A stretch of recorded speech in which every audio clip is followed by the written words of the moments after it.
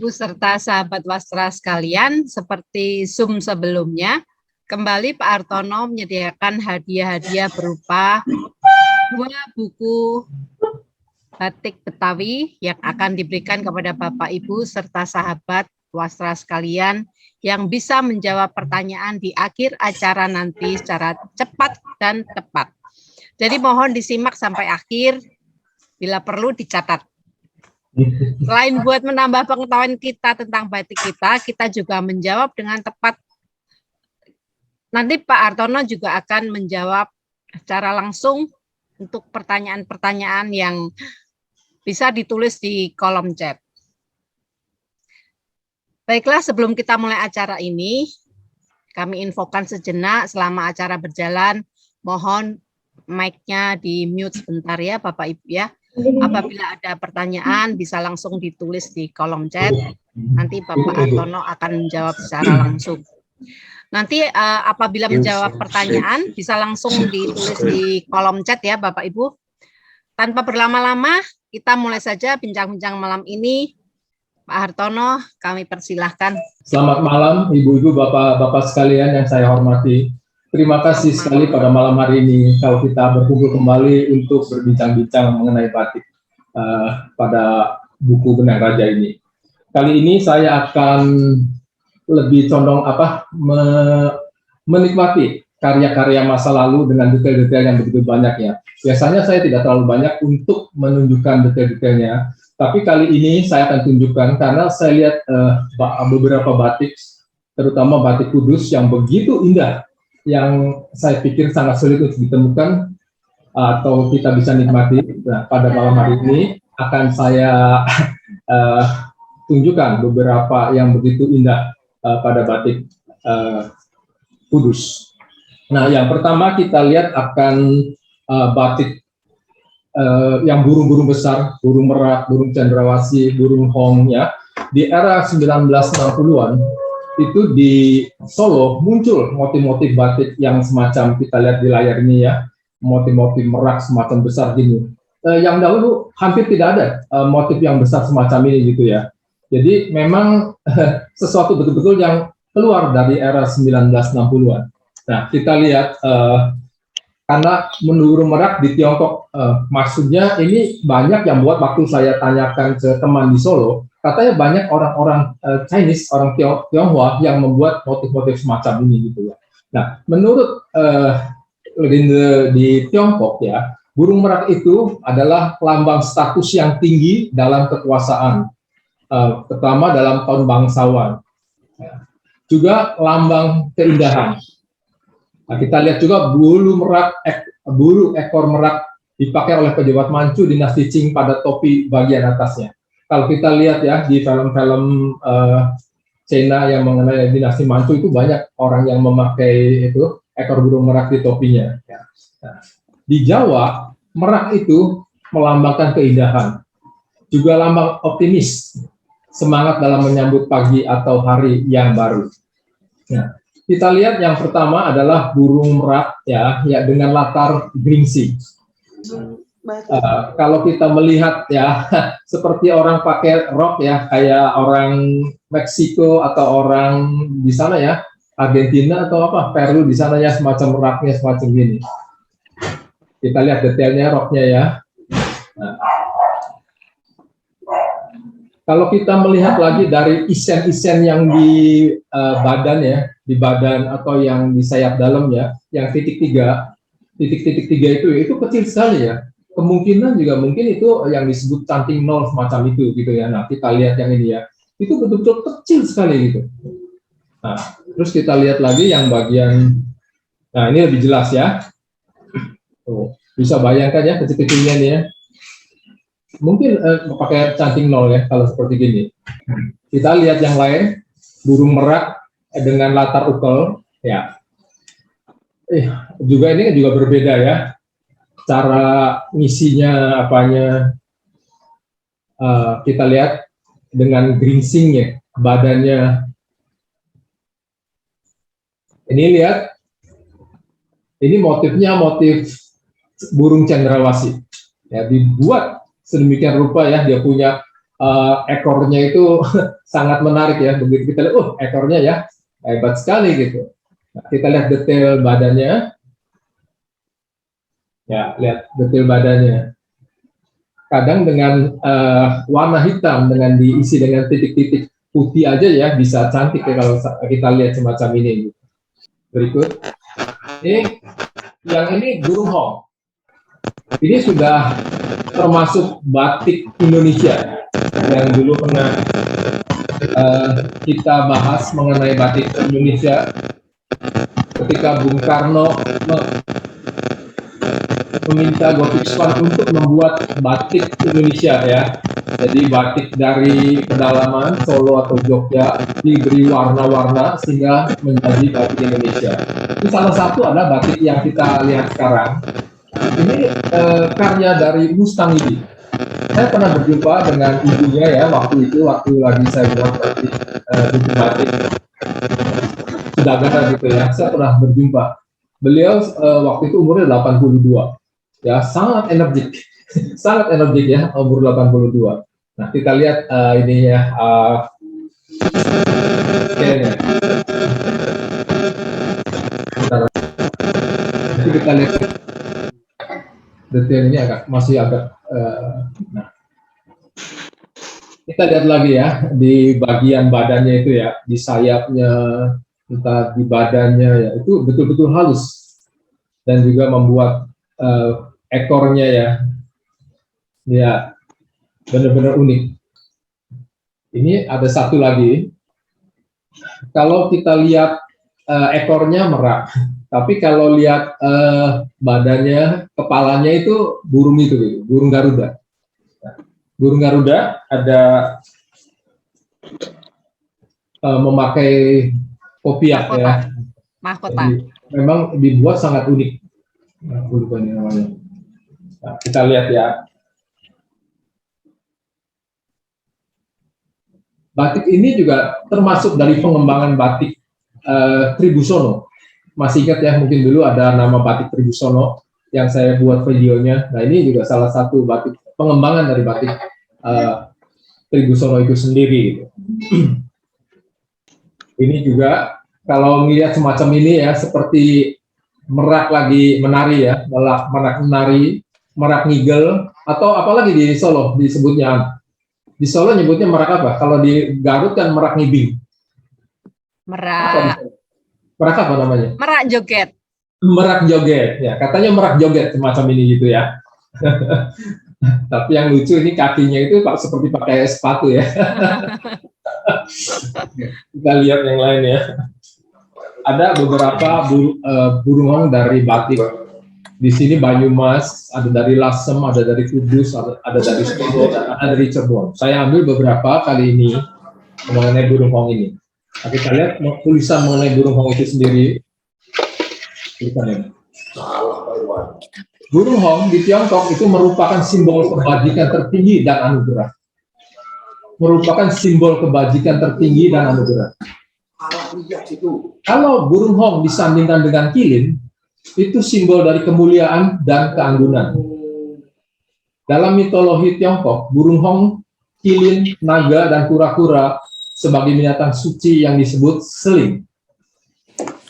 Dan juga kita suka melihat tuh burung hong disandingkan dengan naga. Itu simbol raja dan ratu atau simbol suami istri.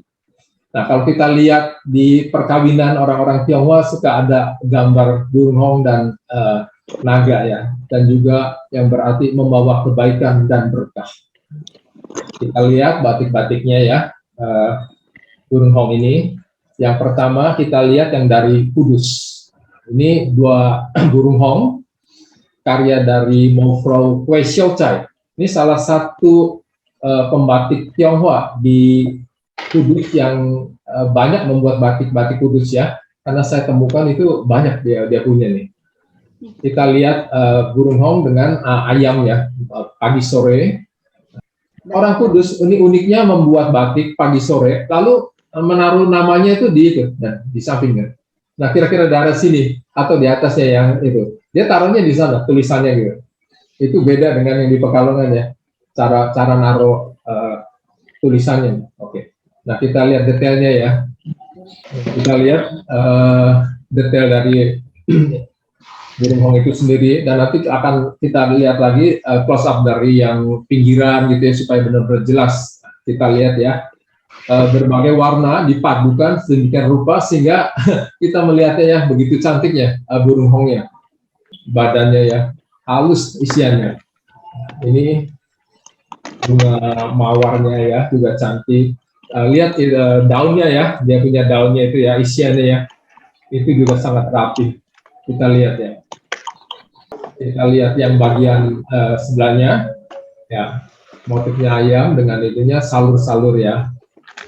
Kembangnya juga dahlia, kembang dahlia ini.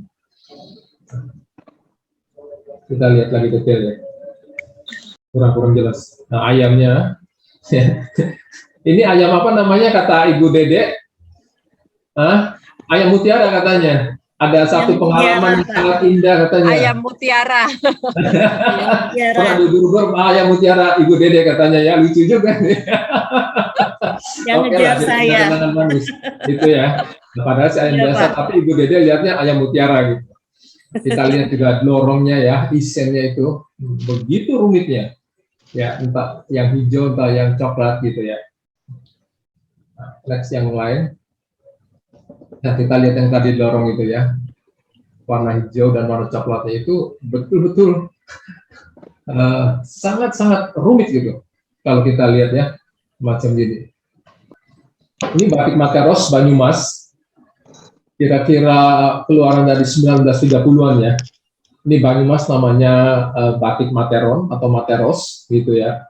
Dulu ada orang Belanda, keponakannya Osteron, namanya Materon, itu membuat batik semacam ini dan disukai oleh masyarakat sehingga tetangga-tetangganya orang Banyumas itu membuat batik semacam ini yang disebut Materos karena namanya dia itu mengabadikan namanya dia rupanya. Ekornya 1, 2, ekornya 4 ya.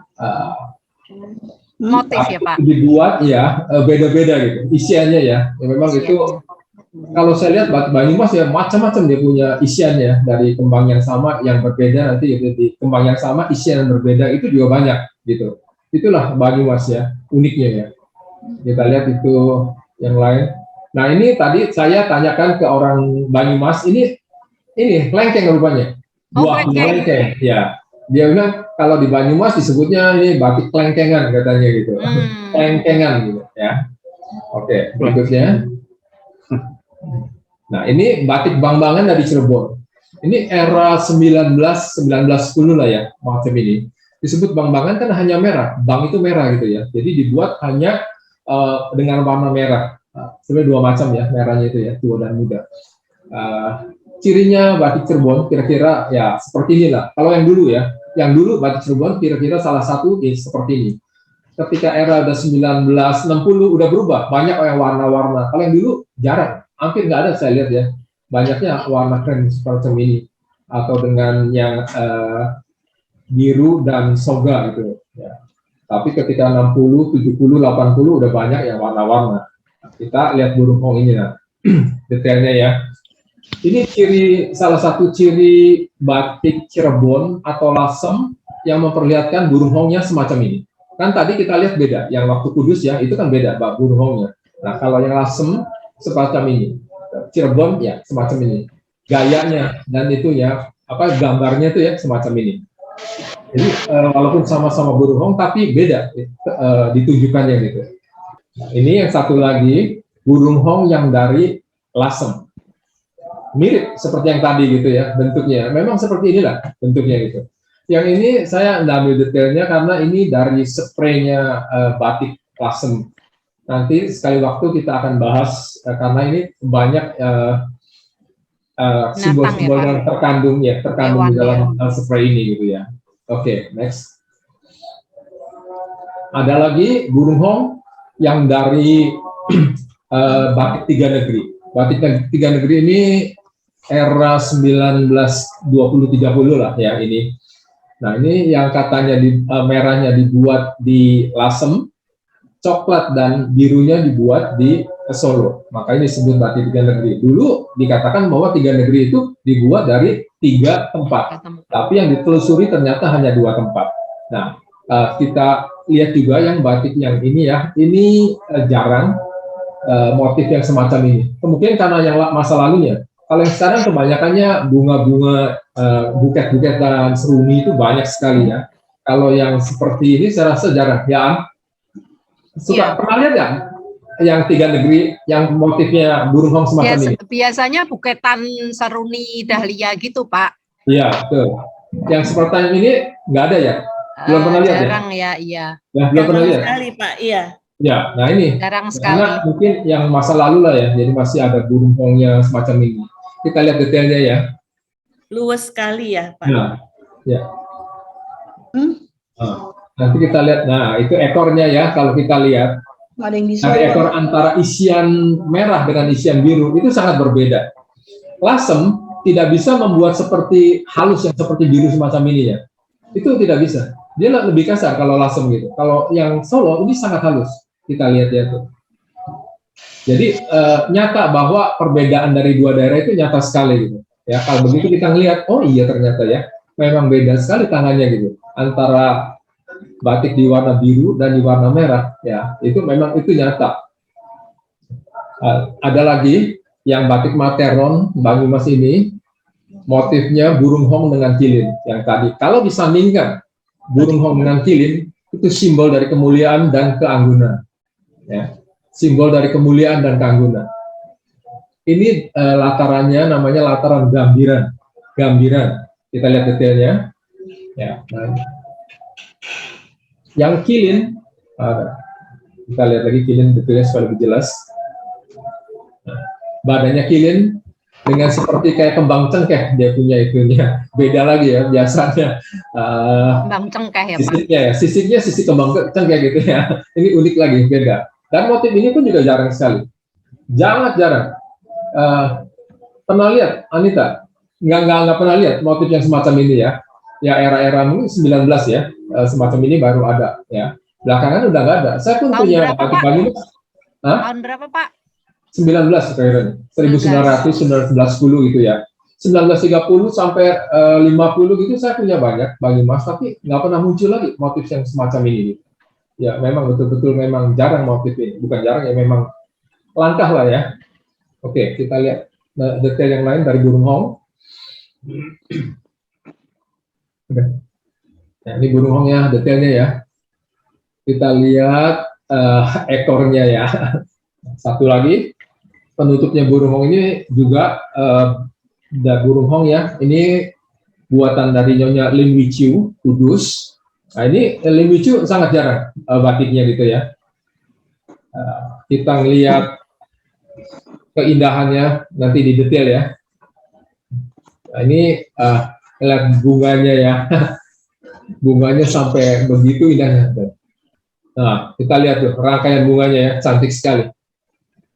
Memang ini kerjaannya membutuhkan ketelitian yang sangat baik ya dengan warna semacam ini. Nah, kita zoom ini lagi, lebih dekat lagi burung hongnya. Nah, burung hongnya yang tadi kan beda. Kudus yang semacam ini atau yang tadi yang pertama Kwesiorcha ya. Nah, yang semacam ini saya ingat nenek buyut saya dulu di rumahnya ada lukisan kaca persis seperti ini gitu, bentuknya gitu ya. Teman saya juga ada di orang Makassar gitu ya. Dia ingat juga bahwa dulu dia pernah lihat di salah satu rumah di Makassar burung hong semacam ini di lukisan kaca. Mungkin zaman dulu lukisan kaca yang burung hong ini ya sangat terkenal kalau saya lihat ini ya. Kita lihat keindahannya ya burung hong ini. Dideketin ya. Begitu cantik jenggernya. Ini merah dengan sayap sedikit merah. Warnanya bagus ya, Pak ya? Iya. Oh, warnanya sangat menarik gitu. Ya, hijaunya juga ya, hijau-hijau kuning begini ya, sangat menarik. Begitu banyak warna, tapi betul-betul itu menyatu gitu. Kita lihat ya kakinya burung hong. Nah, di bawahnya ini saya lihat lucu juga rumputnya ya. Kakinya. Ya, sama ekornya. Pak. Iya. Yuk, Di ekornya ada warna merah, ini juga tidak gampang ya buat semacam Bagus, ini. sudah. Ini dibesarkan banyak soal ini. Sebenarnya ini kecil sekali, tapi karena ini di zoom ini lebih besar dari aslinya ini ya, jauh dari aslinya ya. Ini yang merah-merah itu kecil sekali. Ini kerjaan yang tidak gampang itu. Waktu dia mau membuat warna biru, warna merahnya dipertahankan itu ditutup ya, ditutup dengan lilin satu-satu. Nah ini memang itu sangat sulit sekali kerjaan semacam ini. Kita lihat lagi detail yang lain. Kali ini seperti kita lihat pameran batik ya dengan detail-detailnya. Dia masih juga ada keranjang ya dengan pisahnya, masih Belanda di sini ya, masih era-era dia masih ngikutin itu ya gambar zaman Belanda gitu. Nah latarnya juga unik ya itu belakangnya ada tiga lancip-lancip macam gitu. Kita lihat ya semuanya di titik-titik oleh orang Kudus ya, dengan juga ya yang segitiga macam gitu. Ya, kita berikutnya lihat lagi. Nah ini yang sampingnya, yang sebelahnya tadi yang burung hongnya ini wisteria, kembang wisteria ya. Ini di Belanda Golden Range kalau nggak salah namanya ya. Dulu pernah ketemu dengan Range Heringa waktu buku pertama 2011-2010 berarti ketemu dia. Ya, dia bilang Golden Range itu katanya wangi sekali dia punya bunganya. Tapi sekarang ini banyak di Jepang ya, banyak jadi sebagai objek wisata untuk orang-orang datang ke sana melihat bunga wisteria ini. Nah, kita lihat detailnya bunga wisteria ini ya. Ya. Perpaduan antara biru dengan merah ya, begitu bagusnya dengan lataran kembang jeruk begitu ya. Jadi sangat berbeda dengan batik-batik yang lain. Nah ini pinggiran atas bawah. Ini dua macam biasanya zaman dulu. Jadi pinggiran kalau orang Pakalongan boh, ada yang sebut juga bilang kayak renda gitu ya. Dia letter L kebalik gitu ya. Satu kembang ini kayak mawar gini, satunya wisteria misalnya ya. Jadi dua. Lalu di bawah seretan biasanya kan garis-garis saja dan yang paling bawah dan. Nah kita lihat yang sini dikasih merah-merah lagi gitu ya. Dia ini sekali mau berbuat yang sangat susah tuh mau gitu ya. Kadang-kadang kalau zaman sekarang kan udah sulit membuat ini. Nah, tapi ya kemarin saya sudah membuat ya yang semacam ini dan udah bisa gitu buat semacam ini supaya benar-benar ada lagi bahwa motif pinggiran semacam itu ada. Saya pernah kedatangan tamu dari Malaysia, begitu melihat pinggiran semacam ini dia kaget sampai dia tepuk tangan, aduh kok ada ya batik seperti ini gitu ya. Mereka sampai terkagum-kagum dengan batik semacam ini gitu. Oke, next. Nah, yang tadi ya kita bicarakan mengenai pinggiran ini. Ini pinggiran kain. Kalau zaman sekarang itu yang paling ujung, yang kiri ini biasanya putih aja. Putih langsung yang dengan ini, yang renda. Yang di dalam ini yang ada kupu-kupu sama yang biru ini nggak ada. Jadi dia langsung dengan yang di samping kanan ini. Nah, ini di Kudus dinamakannya kembangan. Ya. Kalau di Pekalongan namanya pengapit. Nah, kalau di Solo namanya prejengan. Prejengan, ya. Jadi setiap tempat lain-lain gitu ya menamakan ini. Kalau kita ya ngerenung lagi soal batik Kudus ya, kita perhatikan ya, yang di ujung sampai dibuat sedemikian rupa gitu ya. Kan kita bisa lihat tuh ada kupu-kupu ya. Coba kita shoot kupu-kupunya. Ada merahnya di sayapnya itu. Nah, itu kan ya. Bayangin, warna merah ini yang kecil-kecil ini dibuat sedemikian rupa gitu. Kadang-kadang sulit untuk dicerna oleh akal kita gitu ya. Zaman sekarang kok bisa orang dulu bisa membuat semacam ini gitu. Ini ya satu penghargaan yang kita berikan kepada pendahulu kita yang membuat batik ya. Oke. Nah, yang sebelahnya, prejengan yang sebelahnya. Nah, malah ini lain yang tadi yang awal batik kue xiaocai sama dengan badannya. Kalau ini beda dari yang ujung sekali dengan yang badan di sini beda. Ya, Itu hebat betul ya orang Kudus. Ya, mudah-mudahan ibu bapak sekalian tidak bosan melihat ini semua, karena ini pun juga sangat-sangat jarang untuk ibu bapak sekalian bisa nikmati ya batik-batik yang semacam ini gitu.